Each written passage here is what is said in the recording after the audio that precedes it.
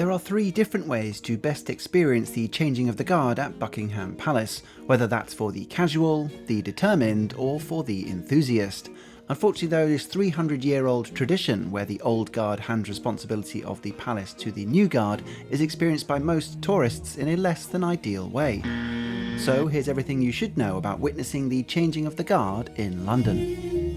Now, it's important to understand a few things up front. First, the changing of the guard is free and takes place across multiple locations and roads, lasting more than 1 hour.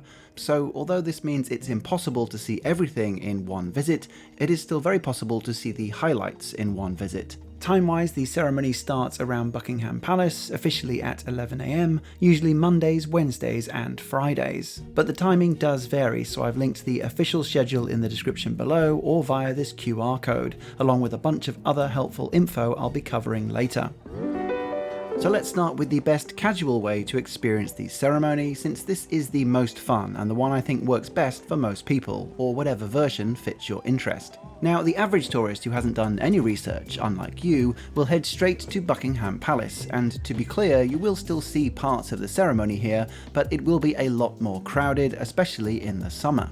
What people don't realise is that Buckingham Palace is just one of 3 locations where the ceremony passes through, and this allows the casual visitor to avoid those crowds and instead get more for your time. So, from 10:30 AM, the Old Guard will be starting preparations from St James's Palace on Marlborough Road, and from 10:42 exactly, and it is exact, these are soldiers remember, they'll start marching down towards the Mall. But my suggestion here is to skip this Marlborough Road part entirely, as it is quite a tight street and can get overly busy, and instead wait on the upper end of the Mall, on the side nearest to St James's Park. For this you can arrive about 10:30 and you should be able to get some great front row views with only 10 minutes of waiting. Once the procession reaches you, it is then quite fun to march along with them as an infectious energy gathers steam. As you reach the end of St James's Park, take a left into the park itself and follow the path to the right until you come out the other side. This will get you to Wellington Barracks on Birdcage Walk, with a few minutes to spare before the new guard begin their march over to Buckingham Palace as well. They will exit Wellington Barracks at 10:57, with music playing for a few minutes prior. For simplicity, or if you're really short on time, you could just head straight to Wellington Barracks only, standing wherever gets you the best front row view. But if you do have time and are happy with the chance of maybe having someone in front of you for this part, I kinda like the variety here of moving from the Mall to Birdcage Walk and seeing both the old and new guards. Either way, from start to finish, these 20 to 30 minutes will have given you most of what you'll be able to see, with little to no wait time. And although the ceremony is now continuing to take place inside the palace gates, which we'll get to next, to see that you'll have to get there much earlier to witness properly. So this is where I would end things for the casuals. You get to experience the music, witness the marching, see the uniforms, and all with relative ease. There is an option here to wait 40 minutes to see the old guards leaving Buckingham Palace after the ceremony, going back to either St James's Palace or Wellington Barracks, but in the nicest possible way it is similar to what you've already seen, so for the casual it may not be worth the empty wait. One counter to break things up though is a quick stop over at St James's Cafe at St James's Park, which is a decent enough nearby coffee shop, and then you could make your way back to Birdcage or the Mall for 11:40 for a second sighting. And so this brings us to option 2, for the determined amongst you, and this is pretty straightforward. This is if you want to witness the actual moment of changing responsibility from the old to the new guard, along with a much longer ceremony complete with music and full parade. But to do so, you will need to get here 1 to 2 hours before 11 AM, hence the determined compared to the more casual 10 minutes from before.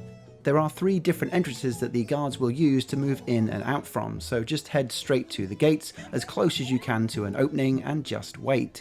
Since the gates will obviously reduce visibility, you kinda need to go all in with this, as standing on the 4th row won't give you much of a great sightline, but if you enjoy seeing all the royal pomp and circumstance, then this is the way for you. I should say at this point that the upcoming Inside the Palace grounds footage that you're about to see are from the official Royal Family YouTube channel, so if this video suddenly skips, it means the King has copyright claimed me, which I'm hopeful they won't, since I have partly paid for this ceremony in the first place.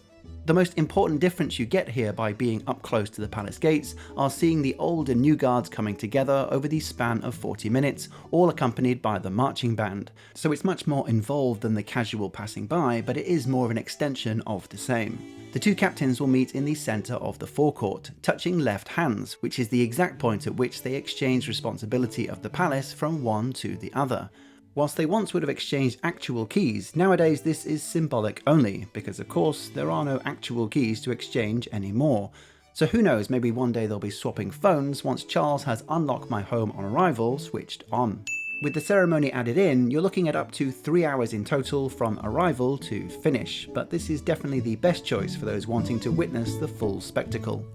For the final category of tourist, we have the enthusiast, and this was something I hadn't originally thought of until my first visit.